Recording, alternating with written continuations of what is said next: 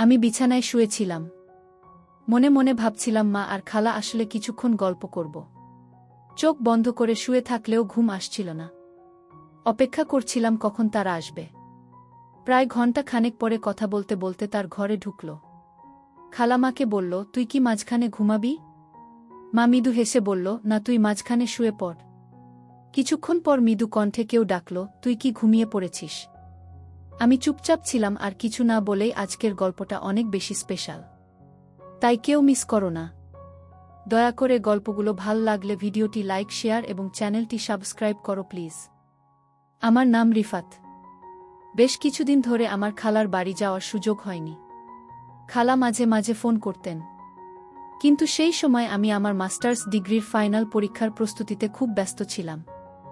এখন পরীক্ষার ফলও বেরিয়ে গেছে এবং আমি একটা ভালো চাকরির সন্ধানে আছি। তবে খালার সাথে কাটানো মধুর মুহূর্তগুলো এখনও আমার মনে গেঁথে আছে। আমি প্রায়ই ভাবি খালার সাথে দেখা করার জন্য আবার কখন যাব। কারণ খালা আমাকে খুব ভালোবাসে। খালা দেখতে অনেক সুন্দর ছিলেন। তিনি একটু স্বাস্থ্যবান হওয়ায় তাকে আরও সুন্দর লাগে। তার হাতে রান্না করা খাবার খেয়ে কিছুদিন কাটানোর ইচ্ছায় আমি ঠিক করলাম যে এবার খালার বাড়িতে গিয়ে কিছুদিন থাকব। খালার সাথে অনেক সময় কাটাব, অনেক গল্প করব।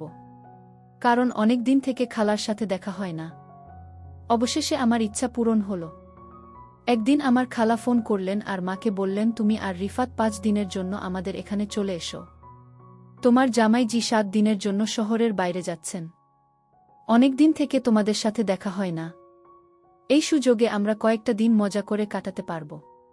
কালকেই চলে এসো, আমি অপেক্ষা করছি না। ফোন স্পিকারে রেখেছিলেন যাতে আমি কথাগুলো শুনতে পারি।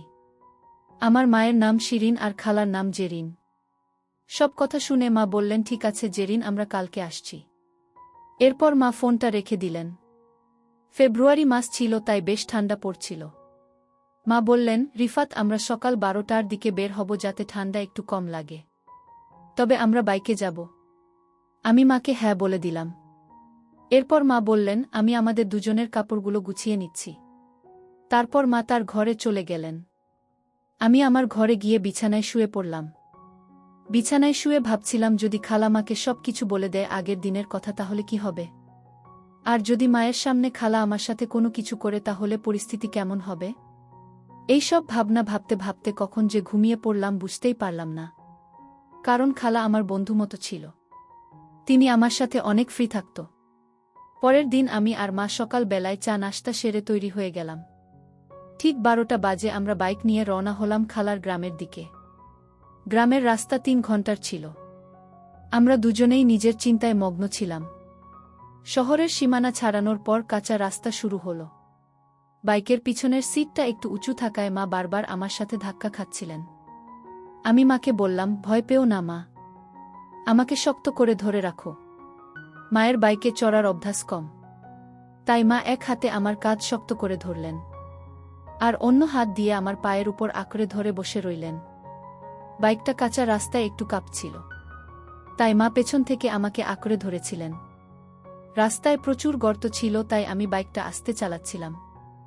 হঠাৎ একবার আমি একটি গর্ত এড়িয়ে চলার চেষ্টা করছিলাম। তখন বাইকের চাকা আর একটি গর্তে পড়ে গেল। আমরা দুজনেই একটু উঁচুতে লাফ দিলাম। আমরা গাড়ি থেকে পড়ে গেলাম। মায়ের কোমরে আর পায়ে ব্যথা পেয়েছিল। এক মুহূর্তের মধ্যে এত কিছু ঘটল আমরা বুঝতে পারলাম না। মা বললেন, কি ভয়ঙ্কর রাস্তাগুলো! মানুষ বাইকে কেমন করে এই রাস্তায় যাতায়াত করে কে জানে? আমি মাকে বললাম, মা, বৃষ্টির কারণে রাস্তার এই অবস্থা। আর একটু এগোলেই ভাল রাস্তা পাব। মা হেসে বললেন, ভালোই হলো। না হলে আমি ভেবেছিলাম তোর খালার বাড়ি পর্যন্ত এরকমই রাস্তা হবে। মনের মধ্যে কিছু প্রশ্ন ঘুরছিল, যেমন মা কি আসলে সব কিছু বুঝেছেন? আর যদি বুঝে থাকেন, তাহলে তিনি কেন হাত ছাড়লেন না, বরং আরও শক্ত করে ধরলেন? এসব ভাবতে ভাবতে আমরা গ্রামের কাছে পৌঁছে গেলাম। অবশেষে 3টার দিকে আমরা খালার বাড়িতে পৌঁছে গেলাম। বাইকের শব্দ শুনে খালা উঠোনে এসে হাজির হলেন। আমাদের দেখে তার মুখে খুশির ঝিলিক ফুটল।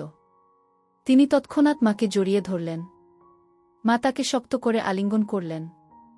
দুজনেই একে অপরের খবরাখবর নিতে ব্যস্ত হয়ে পড়লেন। অনেকদিন পর তাদের দেখা হল। তারপর মা বাড়ির ভিতরে চলে গেলেন। এরপর খালা আমাকে জড়িয়ে ধরে বললেন, কি রে দুষ্টু, এতদিন হয়ে গেল আসার নাম নেই। আর হ্যাঁ, তুই এত সাজগোজ করে কেমন করে এলি? এবার তোমাকে সব বলতেই হবে। আর তোর বিয়ের কথাও বলতে হবে, যাতে তাড়াতাড়ি তোর বিয়ে দেওয়া যায়। আমি একটু দূরে সরে গিয়ে বললাম, কি বলছো খালা, এসব কি? খালা হেসে বাড়ির ভিতরে চলে গেলেন। আর আমি বাইক থেকে ব্যাগ নিয়ে ভেতরে ঢুকে পড়লাম। মা আর খালা তখন রান্নাঘরে গল্প করছিলেন। আমি ব্যাগ রেখে ফ্রেশ হতে চলে গেলাম। ফ্রেশ হয়ে কাপড় বদলানোর পর বড় ঘরে গিয়ে বসলাম। এদিকে মা আর খালা ডাইনিং টেবিলে খাবারের প্লেট সাজাচ্ছিলেন। হঠাৎ খালা আমাকে ডেকে বললেন, এসো খেতে বসো। আমি তাদের সাথে বসে খাবার খেতে শুরু করলাম। খাওয়ার সময়ে বিভিন্ন বিষয় নিয়ে কথা হচ্ছিল। সবার সঙ্গে মজা করতে করতে খাওয়া শেষ হল। তখন মা বললেন, জেরিন, কি বলবো তোকে?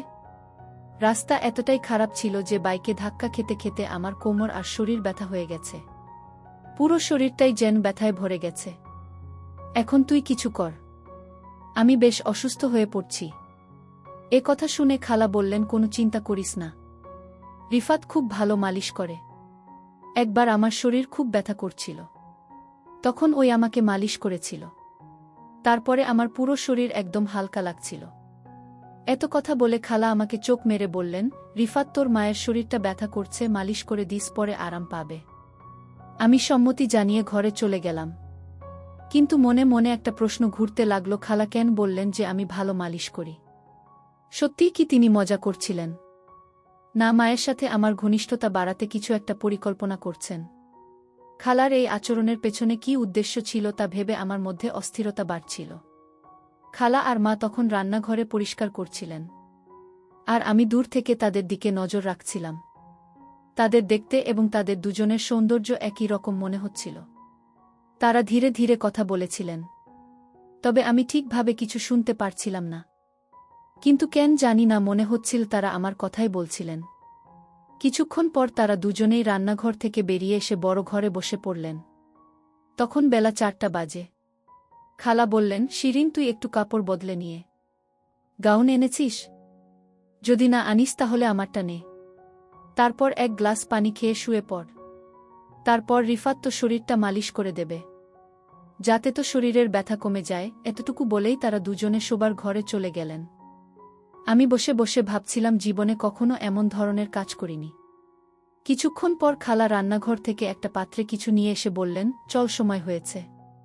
আমি কিছু না বলে চুপচাপ তার পেছনে শোবার ঘরে গেলাম। সেখানে গিয়ে দেখি মা বিছানায় শুয়ে আছেন।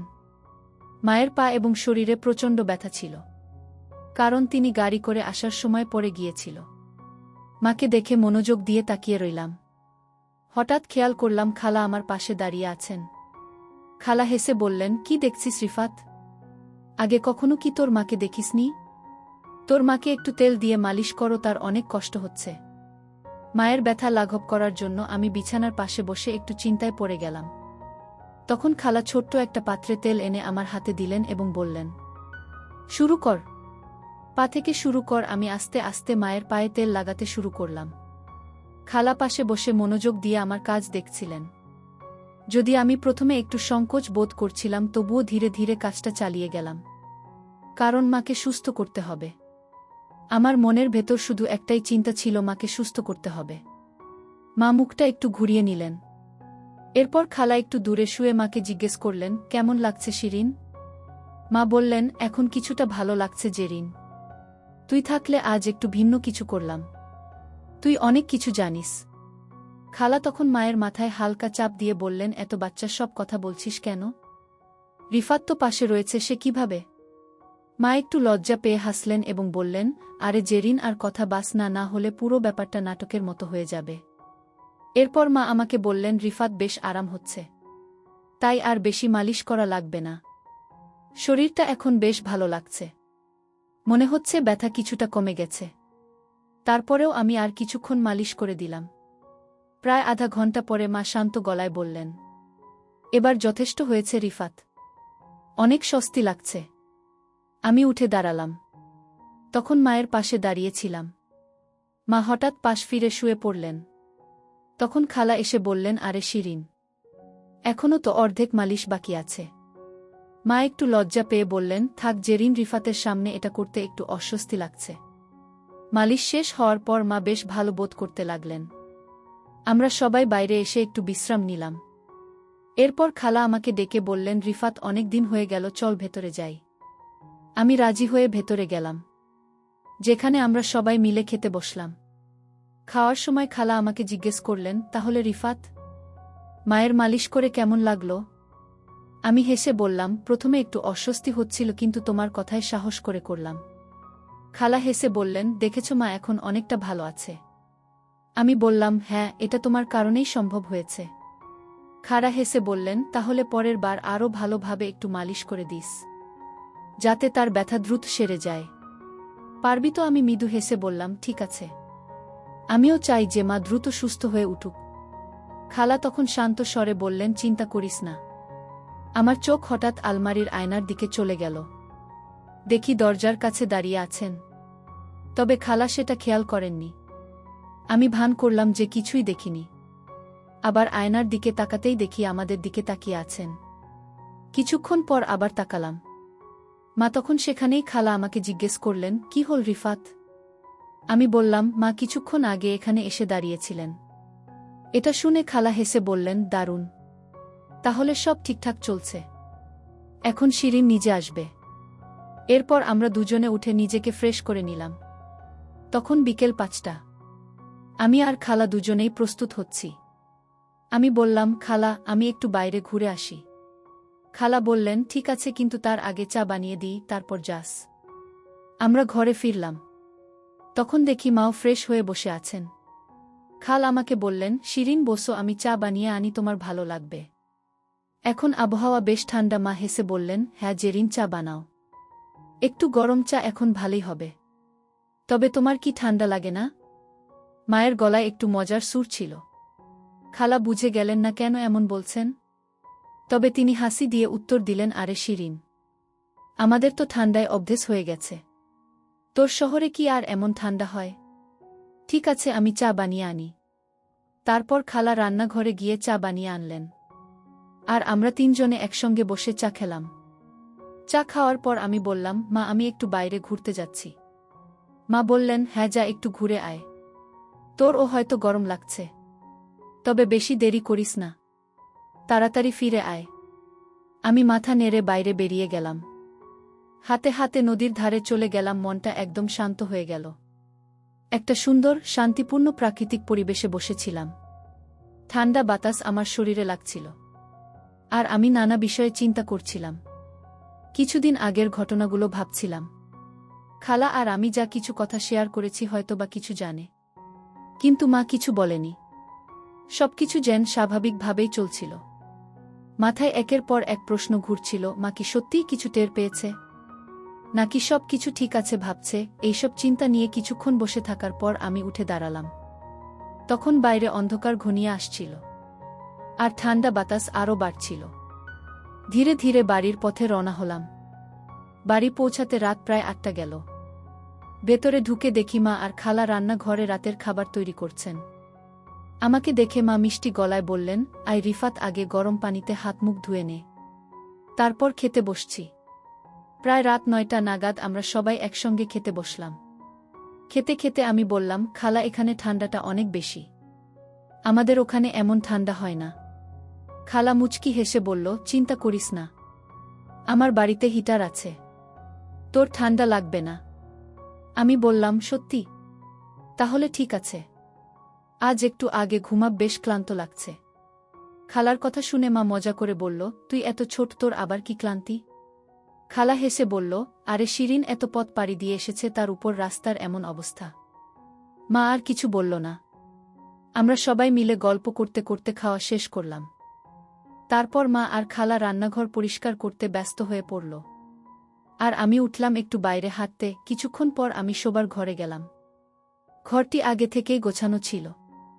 বিছানায় একটি বড় কম্বল পাতা ছিল, যা দুজনের জন্য যথেষ্ট।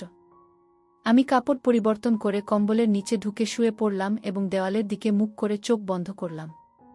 জানতাম তারা রান্নার কাজ শেষ করে আসবে। তবে তখনও অনেক চিন্তা মাথায় ঘুরছিল। আমি বিছানায় শুয়েছিলাম। মনে হচ্ছিল যে তারা এলে গল্প হবে।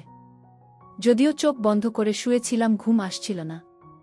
তাদের আসার জন্য অপেক্ষা করতে লাগলাম। প্রায় 1 ঘন্টা পরে কথা বলতে বলতে তার ঘরে ঢুকল। খাল আমাকে বলল, তুই কি মাঝখানে ঘুমাবি? মা হেসে উত্তর দিল, না, তুই ঘুমাইস না মাঝখানে। এই কথোপকথন চলতে থাকল আর আমি চুপচাপ শুয়ে রইলাম। আমি শুয়ে থাকার ভান করছিলাম ওদের কথোপকথন শুনতে শুনতে। কিছুক্ষণ পর ঘরটা একদম শান্ত হয়ে গেল। আমি আস্তে করে কম্বল সরিয়ে দেখলাম ঘরের আলো নিভিয়ে দেওয়া হয়েছে। মনে একটু স্বস্তি পেলাম, কারণ সবাই ঘুমিয়ে পড়েছে মনে হল। প্রায় 20 মিনিট এভাবে কেটে গেল, কিন্তু কোনো আওয়াজ শুনতে পাচ্ছিলাম না। আমি একটু সরে গিয়ে অন্যদিকে মুখ করে শুয়ে পড়লাম, কারণ নানা চিন্তা মাথায় ঘুরছিল। ভাবছিলাম, আমার নড়াচড়া কেউ লক্ষ্য করল কি? মা কিছু বুঝতে পারছেন? সব ঠিক আছে। ঠিক তখনই একজন মৃদুকণ্ঠে ডাকল, তুই ঘুমিয়ে পড়েছিস? তার স্বরে স্নেহের পরশ ছিল। আমি চুপচাপ ছিলাম যে ঘুমিয়ে আছি, কিন্তু ভেতরে ভেতরে অস্থিরতা বাড়ছিল। তারপর বলল, ভালো করে ঘুমিয়ে পড়, সকালে সব কথা হবে। তার কথায় মনে অনেকটা শান্তি এলো এবং ধীরে ধীরে আমি ঘুমিয়ে পড়লাম। ঠিক তখন মা বললেন, এখন ঘুমিয়ে পড়, রাত অনেক হয়েছে। তার গলায় ক্লান্তির সুর ছিল। সবাই নিজের জায়গায় ফিরে গিয়ে শুয়ে পড়ল। মায়ের কণ্ঠে এমন কিছু ছিল যা আমাকে মানসিকভাবে শান্ত করেছিল। কিছুক্ষণ শুয়ে থেকে অবশেষে ঘুমিয়ে পড়লাম। সকালে ঘুম ভেঙে দেখি মা আগে উঠেছেন। তিনি রান্নাঘরে চা তৈরি করছিলেন, আর পাশে খালা বসেছিলেন। ঘরের পরিবেশটা একটু অন্যরকম লাগছিল। মা আমাকে দেখে মৃদু হেসে বললেন, চা খাবে? আমি মাথা নেড়ে সম্মতি জানালাম। তার হাসিতে ছিল অভিজ্ঞতা ও মমতা, যেন তিনি পুরো পরিস্থিতি বুঝে শান্তভাবে সবকিছু সামলাচ্ছেন। আমরা বেশ কয়েকদিন খালার বাড়িতে থাকলাম। খালার সাথে আমি আর মা অনেক হাসি ঠাট্টার মধ্যে দিন কাটিয়েছিলাম। অনেক জায়গায় ঘুরতে গিয়েছিলাম। কিছুক্ষণ পরে মা খালার দিকে তাকিয়ে বললেন, আচ্ছা জেরিন, আমাদের এখন চলে যাওয়া উচিত। অনেক কাজ বাকি আছে বাড়িতে। মা আর আমি যখন খালার বাড়ি থেকে বের হচ্ছিলাম, খালা হেসে বললেন, ঠিক আছে, তোমরা যাও। আমার স্বামীও আসার সময় হয়েছে। বিদায় মুহূর্তে পুরো পরিবেশটা হালকা হয়ে গেল। আমি অনুভব করলাম মা কিছু না বললেও সবকিছু সুন্দরভাবে সামলে নিয়েছেন। মা আমার দিকে তাকিয়ে শান্ত স্বরে বললেন, রিফাত, জীবনের সবকিছুর একটা সীমা থাকে আর সঠিক ভুলের পার্থক্য করা গুরুত্বপূর্ণ। তার কথাগুলো আমার মনে গভীরভাবে ছাপ ফেলল। সেই মুহূর্তে আমি সিদ্ধান্ত নিলাম, জীবনের প্রতি আমার দৃষ্টিভঙ্গি পরিবর্তন করব এবং নতুনভাবে জীবন শুরু করব। মায়ের ধৈর্যশীল ও শান্ত আচরণ আমাকে এমন এক শিক্ষা দিল যা অন্যভাবে উপলব্ধি করা সম্ভব ছিল না। খালার বাড়ি থেকে বিদায় নিয়ে আমি মনে মনে প্রতিজ্ঞা করলাম যে আমার চিন্তা ভাবনা ও কাজকে সঠিক পথে পরিচালিত করব। মায়ের স্নেহ, তার মনের গভীরতা এবং তার বলিষ্ঠ চিন্তাশক্তি আমাকে জীবনের নতুন দিশা দেখিয়েছে। আমি এখন ভবিষ্যতের দিকে আরও আত্মবিশ্বাস ও আশার সঙ্গে এগিয়ে যেতে প্রস্তুত। তার কিছুদিন পর আমার একটি ভালো চাকরি হয়। এখন আমি সব চিন্তা বাদ দিয়ে মন দিয়ে চাকরি করতে থাকি, আর আমার পরিবারের সব দায়িত্ব নেই। এখন আমার মা অনেক খুশি আমার উপর। গল্পটা কেমন লাগলো জানাতে ভুলবেন না। আরও মজার মজার রোম্যান্টিক গল্প শুনতে চাইলে ভিডিওটি লাইক, শেয়ার এবং চ্যানেলটি সাবস্ক্রাইব করতে এবং বেল আইকনটি ক্লিক করতে ভুলবেন না। ভিডিওটি দেখার জন্য তোমাদের অসংখ্য ধন্যবাদ।